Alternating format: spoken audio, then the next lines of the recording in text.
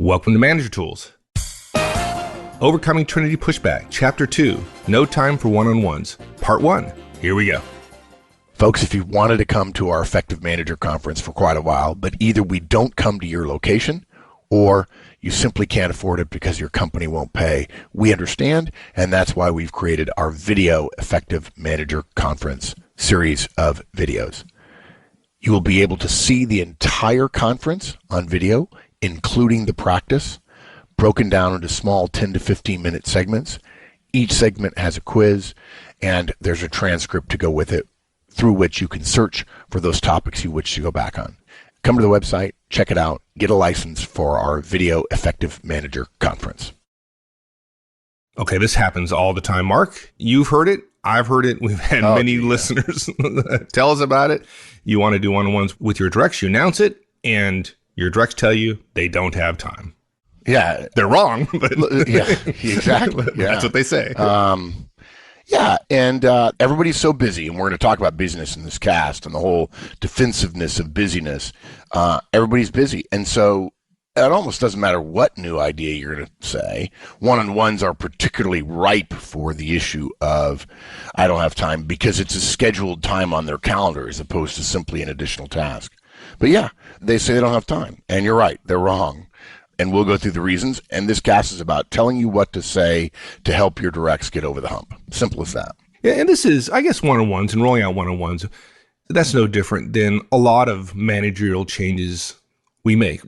It doesn't matter whether it's a cost-cutting initiative or some innovation initiative. Right. Directs often push back on these kind of changes. Yeah, I don't know that I've ever walked everyone through it in a cast. I tell people that human beings are naturally prone to resist change. We have risk aversion built in to ourselves. It's part of the species protection mechanisms. And, babies are born with the ability to only taste two tastes, and that is bitter and sweet. Sweet because sweet means energy to the body, and bitter because bitter often implies poison. And what happens is when you feed your baby anything else with a taste that doesn't have bitter or sweet, your baby will spit it out simply because it might be poison. Your baby doesn't dislike the food. Your baby is just trained to do it. Human babies are trained genetically to do that. So behavioralists say you have to keep giving it foods. If your baby spits out the corn you give it the first time, and you say, "Oh, okay, he doesn't like corn. I don't want to give it to him anymore." Yeah, just stop. No more. Never. Folks, you're doing it wrong, okay? And for the same basic reasons, when we introduce new behaviors, managerial behaviors, some of our directs are going to resist. Initial resistance to something we're willing to try, if we think it was a way to get better, oughtn't cause us to fall back, though. And this cast is about how to verbally address the concerns that we've heard hundreds of times, thousands of times. And we can tell you that if you use these responses, resistance is going to go away within 2 to 3 weeks. Yeah, people tell us that all the time. So let's get into it. What do we do when our directs resist the introduction of one-on-ones? Yeah, 4 recommended responses, which we'll go into in some detail. First of all, the first one is 3 weeks from now, your calendar is empty. Everybody complains they're busy now, and when you show them their calendar 3 weeks from now, they sort of go, oh. Second thing is, if you're that busy, in other words, they're saying they're fully busy, we need to get better at the right things rather than simply saying, well, that's a defense against ever doing anything more. Because if everybody being busy is a defense against doing anything new, nobody would ever change anything. Number 3, this is my favorite one, but it's not the first one you should use, and we call it let's do the math. And the 4th one is, hey, thanks for your input. This isn't a request. Manager Tools is actually recommending you use some role power here. We don't recommend you use role power that often. No. But occasionally it's useful, and this would be one of those times. And as I tweeted the other day, role power is inversely proportional to how often you use it.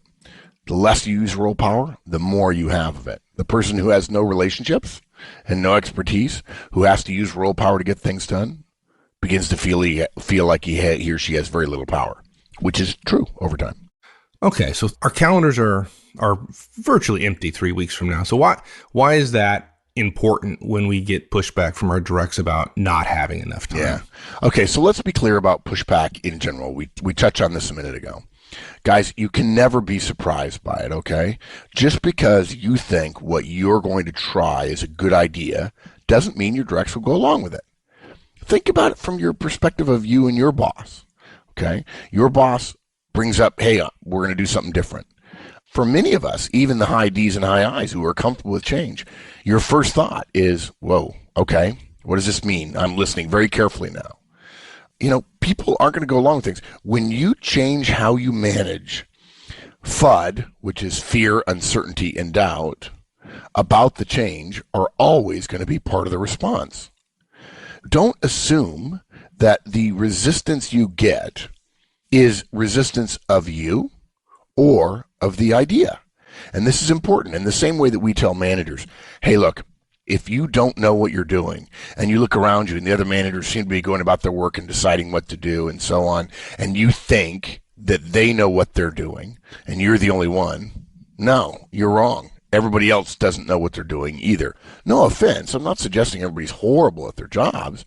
I'm just saying that that feeling you have, almost every other manager in the world has, because they don't know what to do and they don't quite know how to do it. They don't know what managing means other than supposed to get the job done. And for a lot of managers, it means become friends with your directs, which is, of course, a bad idea, as we've said before.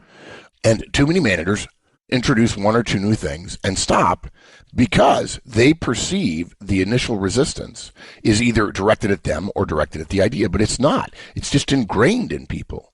And it gets worse than that, too. The fact is, your directs don't respond precisely to you as a person, but they respond based on their perception of you. Okay? When you look in the mirror, guys, you see the trustworthy, hardworking, well-intentioned you. You see a nice person. Yeah, that's not what their directs see. Your directs see, right? They don't look at you and go, oh, there's a nice person. Guys, for the record, this is Horstman's Law of managers are not nice. I don't know what we call it. Your directs do not see you as a nice person. They see you as their boss. Now, that doesn't mean you're not a nice person, as I like to tell audiences. You seem lovely to us.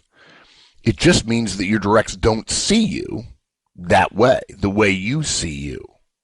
Everything you do from them is seen through the lens of your role power and a reasonable fear of what that power could mean for them, their career, their family.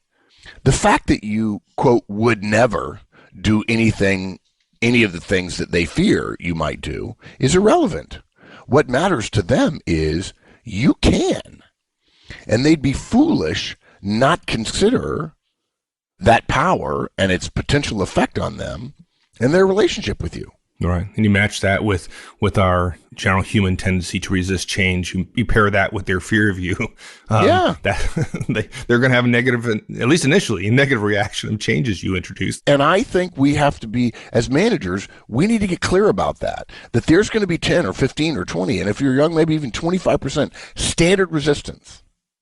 Yes, everything changes over time, but introducing change to other people is naturally going to be resisted. And it's not you, and it's not your idea. Now, look, if it's a bad idea and they don't like you, well, then you're going to have a lot of resistance. But even if they love you and it's a great idea, but look, if it's new to them, it can't be a great idea. You're going to have to sell it to them, which by the way, Mike, is a big issue for a lot of managers. But if it's a good idea, and you try to sell it, you're still going to get some pushback. And for the record, folks, one of my unspoken goals in the next 20 years is to help more managers understand how stupid it is to dismiss, decry, belittle persuasion as a critical part of management. Too many managers, engineering managers, technical managers, operations managers, production managers, administrative managers, legal managers, HR managers, dismiss persuasion because so many people don't understand sales and there's such a bad, well, no, there is a bad reputation among salespeople as being slick and so on. But the fact is, among the greatest managers and executives, persuasion is their stock in trade. Sales techniques need to take better hold among managers. And folks, if you're listening right now and you feel a bit of an aversion to that, I'm just going to tell you, you don't understand what persuasion is. One of the fundamental principles of human communication is every time you open your mouth, you know at some level a psychologist could get it out of you, or a psychiatrist if they cross-examined you, if you will. You know you're trying to persuade. You have an idea and you want the other person to accept it. That's persuasion. And sales may have a bad reputation, but salespeople have no problem with this. And for a long time, until finance and legal became so much more important, at least in the States, the primary way to become CEO was to become VP of sales. Are you saying that you can actually be ethical when being a salesman? My gosh. Are you suggesting that? Yeah, that's so funny, right? You just tee the ball up so sweet for me. Yeah, I mean, that's the problem, is managers, technical managers, operations managers, production managers look and go, oh no, what they're doing is shady or whatever. And yet we all do it every day. And then while we do it and we deny it, or we simply don't understand what persuasion is, then when things are hard for us to get a new idea in place, and I tell somebody you're going to have to persuade them, like, well, I'm never going to do it then. It's like saying, I want you to walk over there, and you say, fine, but I don't want to use my feet. I mean, what? I mean, I know you don't think about using your feet when you walk, but the fact is they're pretty critical to walking. It is an enormous black hole. And I'm absolutely certain in the next 20 to 50 years, other people, including us, will help managers understand that. In fact, someday we're going to have management courses in college, and they're going to teach standard ways. And if we have our way, it's going to be our way that they're going to teach, because we have data. The fear that your role power engenders in your directs creates an initial negative response to any new managerial behavior, idea, system, process, practice, anything. It's normal. Right. And if you're a smart manager, you're going to expect that, right? You're not going to be surprised. Yeah, and that's the problem, right? People don't expect it. And by the way, they continue to not expect it after it's happened numerous times. And they should know, they don't know, and then when they get it, they're surprised, and that causes them to draw back, it starts out being a question of ignorance, not a question of behavior. Yeah, I mean, if you step into a boxing ring, at some point, somebody's going to throw a punch at you. You oughtn't be surprised by it. So they're going to throw the punch. They're going to push back. So a wise manager would have a response, would know what to do, would have a battle plan, right? Yeah, having a response to some of the most likely objections is going to improve the speed of your implementation and the breadth of your support. And some of the fear, some of the pushback you get is going to melt away within 2 minutes. And why wouldn't you want that? So our first response to the objection of time is 3 weeks from now, your calendar is empty. Guys, when your directs tell you they're too busy, they're talking about how busy they are right now. And it's true a lot of places, though a lot of places we go, it's claimed to be true, and it's not, simply because at first it was cool, and now it's become normal, and now it's become banal that everybody's busy. I'm busy. It's actually a defense mechanism, not to keep you from changing, just to keep you up with everybody else, because you wouldn't want to be not busy. But if we allow every new idea to be compared to everyone's current schedule, almost nobody will ever introduce new ideas to change to improve performance or behavior or quality or quantity or efficiency, right? If busyness is the defense and everybody's busy, well, then we're stymied. We can't do anything. Okay? That's why when we announce we're going to start doing one-on-ones, we announce that they won't start for 3 weeks. Okay? That's part of the plan, guys. You don't announce. If you've not heard from us, or one of your buddies has said, you got to listen to Manager Tools, but you didn't have time to listen to the whole thing, and you said, I'll just start next week. This is such a good idea. I really like it from my boss. I'm not going to wait as long as he did. I'm going to start right away. You're doing it wrong. Part of that timing is to allow for the scheduling to take place, to figure out what the schedule is going to be. It takes a day or two for directs to pick their times. Part of that time is also to allow time to answer questions. There are always questions when you change how you manage other people. Part of the lag is also to allow us time to brief everybody together, which may take a couple of days, maybe even up to a week. If you're going to do it in a staff meeting, it means it may be as much as a week away. If you have a staff meeting, and you should, by the way, and there's a catch for that, by the way. Part of it is also to allow directs who are so inclined to listen to or read further guidance you might make available to them, like the podcasts, which are free. And that's part of the point. Right. By the way, folks, we've been asked to consider taking advertising on the cast, and we are considering it. But interestingly, somebody said the other day to me in the field, they said, "Hey, look, I've been listening to your cast, and I guess it was unlocked because I'm coming to this training." And I said, "No. Well, did my boss buy something for me or whatever?" I said, "No, the podcasts are free." And he says, "That just can't be." Yeah. I said, "Well, why not?" He says, "Because they're really good." Like, yeah, I know. It's this wicked business plan Mike and I have. Yeah, We just give everything away for free. For free. And the riches will be laid at your feet. People just voluntarily throw riches at your feet. Yeah. Okay, so that's all some of the reasons why we delay. Right. But the main reason that we delay, and by the way, we learned this from trying to roll them out immediately, is that people who have full calendars now for this week rarely will have that same fullness in their calendar 3 weeks from now. Yeah, and that's a pretty important point. The issue is not that they couldn't do them this week. Oh, they could. Of course absolutely. they can. You can sit down with your direct and you can carve out 30 minutes for each of them, no problem whatsoever. Right? The whole point here, though, is 3 weeks from now, they have nothing on their calendar. Right? They have less to stand on. And if you're going to get that initial resistance, and the most common one is, I don't have time, this is how you solve it. Right? So it's not that they can't do it this week. Yeah, you're essentially taking away one of the pieces of evidence they have to I don't have time, which is look at my calendar. That's right. And another way you could do this is you could say to somebody, if you wanted to be stealthy about this, I've recommended this to a few people. What you would say, if you didn't want to wait 3 weeks, or you didn't want to tell them your calendar's empty, and people say, well, I'm really swamped. You say, okay, look, let's back off.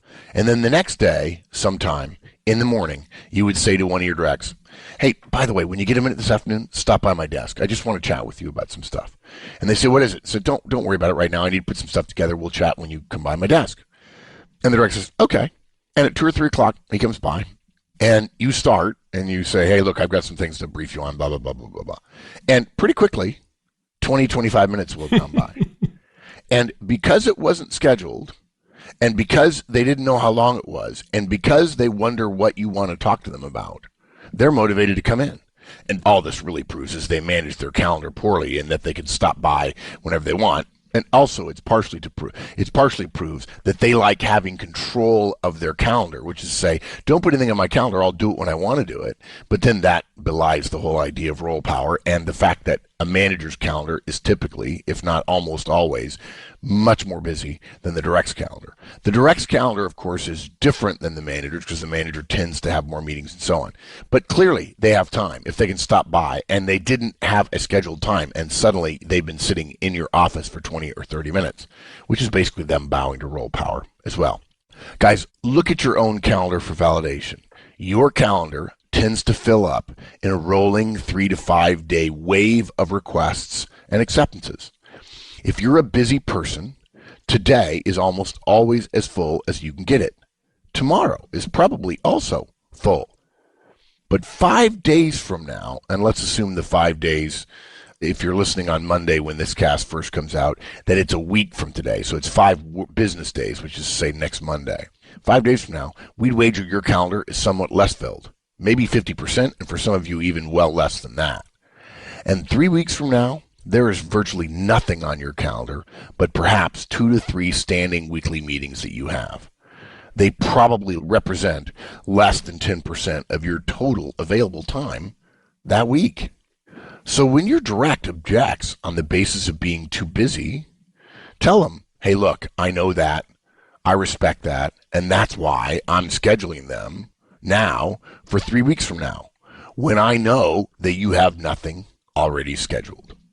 So why don't you share with us, example, what that might sound like? All right, you want to play the direct, and I'll play the manager. We'll do a Sure. little role play. By the way, these are always fun.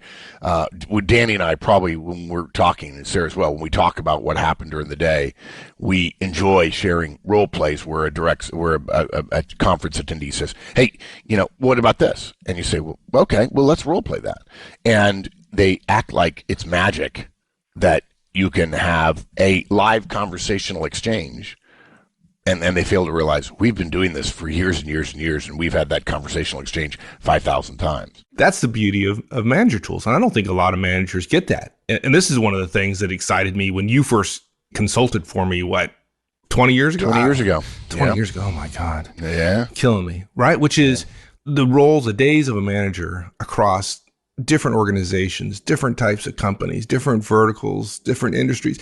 It's not all that different, right? It's the same thing over and over and over and over again. And managers, they think that it's all unique. It's all unique to them. They're the only ones having these problems. And there's patterns of behavior. And this is one of those. So the beauty of manager tools is, a place to find all that stuff, right? So you don't have to rediscover it or develop solutions from first principles every single time. Because you and I, when we talked about starting it, said to each other, let's give them what we didn't have. That's right. That's right. Yeah. Okay, so let's say I got an email from you about one-on-ones, and so it's me. This is the way I do it. I immediately run down to your office, say, boss, this one-on-one thing, I don't know what they are, but I am absolutely swamped. I've got meetings up the wazoo. The last thing I have time for is one more meeting. Yeah, it's like, you've got your country's 500th anniversary plan, your wife to murder, Gilder to frame for it. You're swamped. I know. Yeah, well, I got these projects that you gave me, dude. You know I'm swamped. Right. Yeah. And so I would say this. I know you're busy right now, dude. Thanks for the hard work. I appreciate it. I respect it. And that's why I'm not asking you to start now. I'm asking for time on your calendar 3 weeks from now. And dude, I checked. There's nothing on your calendar then. Yeah, that's true now, but by then my calendar is going to be booked. It always fills up. You know that. I'm always busy. Yeah, dude, totally. You are, and I am, of course, right? But when your calendar starts filling up a few days before our first scheduled one-on-one, what fills up your calendar will have one less half hour in an entire week to work with. And I don't think that's too much to ask in terms of you and I have an open communication, working on the relationship, checking on work, talking about what's going on. Half an hour. Yeah. I got nothing. yeah, that's right. Yeah. Got nothing. And to me, the most important phrase in there, I don't know, maybe this makes me a bad person, is the part where I checked. Yeah, I checked. There's nothing on your calendar. I was kind of chuckling when you said that. Yeah, when I ask audiences this, I say, raise your hand if your boss said, hey, I'd like some time, a half an hour on your calendar next week. I checked. I put it down for Wednesday at 3 o'clock. Raise your hand if you would say no to your boss. Everybody's like, no, I mean, of course not. Of course I wouldn't. So fine, great, you wouldn't. What makes you tolerate that in your directs? And this is also a larger lesson. I say, if you wouldn't do something to your boss, don't be so easily tolerant of it if your directs are doing it to you. If it surprises you that someone would think about doing that, if you say yes to your boss and somebody else says, no, I told the boss no. If that shocks you, then it should shock you when one of your directs does it to you. And look, there's an important point here. This response about scheduling later works for any other systemic or recurring change you're going to go through that might take some time, not just one-on-ones. I got to tell you guys, this may be one of the greatest small tactical recommendations we will ever make. Millions of good managerial ideas have been killed by directs suggesting that they're too busy to do something new or different, and then being able to prove it by showing their boss a completely full, which is to say busy, calendar. But a month from now, on all of those calendars, there's all kinds of time for new initiatives, apparently, because, again, their calendars are blank. Yeah, no doubt. Thanks, everyone. That's it. We'll see you next week. Have a great one. This podcast was produced by Manager Tools. Manager Tools creates actionable management guidance every single week. To receive additional materials via our newsletter and to find products for situations you may face as a manager or professional, go to www.manager-tools.com. Search for Manager Tools on Facebook, Twitter, and LinkedIn.